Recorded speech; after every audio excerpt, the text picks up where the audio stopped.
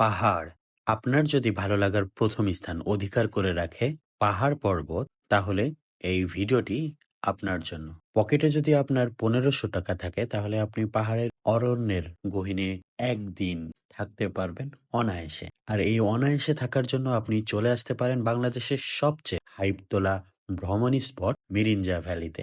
Just একবার ভেবে দেখুন, আপনি কোনো এক পাহাড়ে বসে মেঘেদের ছোটাছুটির খেলা দেখছেন আর ফিল করছেন আপনার চারপাশের মৃদু বাতাস আপনার মনকে দুলিয়ে দিয়ে যাচ্ছে। হাই, আমি হামজা তামিম, এবং আজ আমরা বের হচ্ছি একটা অসাধারণ ভ্রমণে। গন্তব্য মিরিঞ্জা ভ্যালি।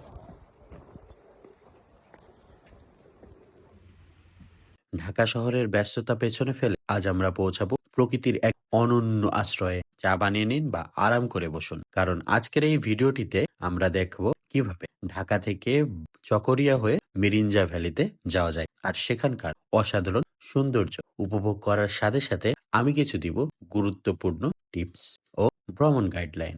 আমাদের যাত্রা শুরু হচ্ছে ঢাকার সায়দাবাদ বাস স্ট্যান্ড থেকে। ঢাকা থেকে বান্দরবান যাওয়ার জন্য বেশ কয়েকটি বাস সার্ভিস রয়েছে, যেমন শ্যামলী, হানিফ বা সেন্ট মার্টিন পরিবহন। তবে আমরা যাচ্ছি ঢাকা থেকে চকরিয়াতে আইকনিক এক্সপ্রেসে। সাধারণত নন এসিতে ভাড়া পড়বে জনপ্রতি ৭০০ থেকে ১১০০ টাকার মধ্যে। তবে আমরা যাচ্ছি আইকনিক এক্সপ্রেসের সুইট ক্লাসে, যার ভাড়া পড়বে ১০০০ থেকে ১৫০০ টাকা মতো। রাতে রওনা দিলে সকালে পৌঁছাতে পারবেন চকরিয়াতে। বাসে উঠেই দিলাম এক ঘুম, কারণ কালকে সকালে এবং সারা দিনের জন্য বেশ খানিকটা এনার্জি দরকার। আমরা এখন পৌঁছে গেছি চকরিয়াতে। চকরিয়াতে সকালের নাস্তা সারার পর এখান থেকে আমাদের মিরিঞ্জা ভ্যালি যেতে হবে। মিরিঞ্জা ভ্যালি যাওয়ার জন্য চকরিয়া থেকে বেশ কিছু সিএনজি, জিপ, শেয়ার অথবা রিজার্ভ নিতে পারেন। আপনারা যদি চকরিয়া থেকে মিরিঞ্জা বাজার পর্যন্ত পাবলিক ট্রান্সপোর্টে যান, তাহলে আপনাদের ভাড়া পড়তে পারে ৮০ থেকে ১০০ টাকা পার পার্সন। এই রাস্তা সত্যিই দারুণ। চারপাশে শুধু পাহাড় আর সবুজের মাঝ দিয়ে চলা এই পথ আপনাকে এক মুহূর্তে সব ক্লান্তি ভুলিয়ে দিবে। মিরিঞ্জা বাজারে নেমেই আমরা এখন মিরিঞ্জা ভ্যালি পাহাড়ে পথ ধরলাম এবং হাঁটতে হাঁটতে পৌঁছে যাবেন মিরিঞ্জা ভ্যালিতে। মিরিঞ্জা ভ্যালিতে পৌঁছাতে আপনার সময় লাগতে পারে ১৫ থেকে ২০ মিনিট। আমরা মিরিঞ্জা ভ্যালিতে যেয়ে সেখানে মিরিঞ্জা ইকো রিসোর্টে থাকবো। এই দেখুন, আমরা মিরিঞ্জা ভ্যালিতে পৌঁছে গেছি। এখানকার প্রাকৃতিক সৌন্দর্য সত্যি অবর্ণনীয়। সমুদ্রপৃষ্ঠ থেকে প্রায় ১৬৪০ ফুট উপরে এই জায়গাটি যেন প্রকৃতির আপন কোলে তৈরি এক স্বর্গ। আসলে আপনি পাহাড়ে আসবেন আর জুম ঘরে থাকবেন না, সেটা কি সম্ভব? সেটা কি করে হয় বলেন? তবে আমাদের কপাল খারাপ, আমরা জুম ঘরে বুকিং করতে পারি নাই। আমরা থাকছি মিরিঞ্জা ইকো রিসোর্টে, যেখানে আমাদের পার পার্সন এক রাত থাকা, ৩ বেলা খাবার সহ খরচ পড়ছে ২০৫০ টাকা। কিন্তু আপনারা যদি জুম ঘর অথবা তাঁবুতে থাকেন, তাহলে আপনাদের খরচটা অবশ্যই ১৫০০ টাকার মধ্যেই হয়ে যাবে, এক রাত থাকা প্লাস ৩ বেলা খাবার। আমরা যেহেতু জুম ঘর পাই নাই, তাই আমরা একটু ভালো মানের ইকো রিসোর্টে থাকছি, আর এখানকার খাবারের মানটাও অসাধারণ।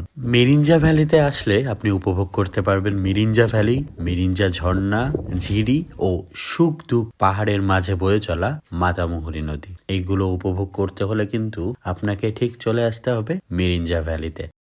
এখান থেকে চারপাশের পাহাড়ি উপত্যকা স্পষ্ট দেখা যায়, এমনকি মেঘের সঙ্গেও আপনার সখ্যতা তৈরি হবে। নিচে বয়ে চলা নদীর দৃশ্য সত্যি মনোমুগ্ধকর। সূর্যোদয় বা সূর্যাস্ত দেখার জন্য আপনাকে আমার সাথে থাকতে হবে এই পুরোটা ভিডিও জুড়ে।